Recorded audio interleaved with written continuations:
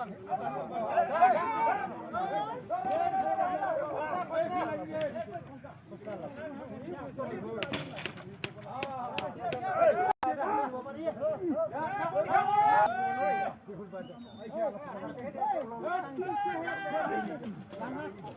এইবিলাক আমাৰ ওচৰে পাজৰে গাঁৱৰ মানুহে বনোৱা সম্পূৰ্ণ থলুৱাভাৱে বনাইছে। এইবিলাক কি ধুনীয়া পৰিৱেশ এটা সৃষ্টি হৈছে। গতিকে সকলোৱে আহিব, সকলোৱে আমাৰ শতবৰ্ষ সফল হোৱাত সহায় কৰক। এইবিলাক ঘৰ বনাওঁতে কোনো পইচা পাতি খৰচ নোহোৱাকৈ বনাইছে। ইয়াত যিমান আমাৰ ৰাভা ৰাইজ আছে, ৰাভা সমাজ আছে, সকলোৱে মিলি জুলি আহি এইবিলাক বনাইছেহি।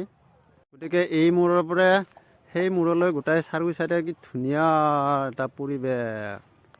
আপোনালোকে নিশ্চয় নাহাকৈ থাকিব নোৱাৰিবি আমাৰ এই ভিডিঅ' চাই। গতিকে এইটো আমাৰ ৰাভা মানুহৰ ঘৰ।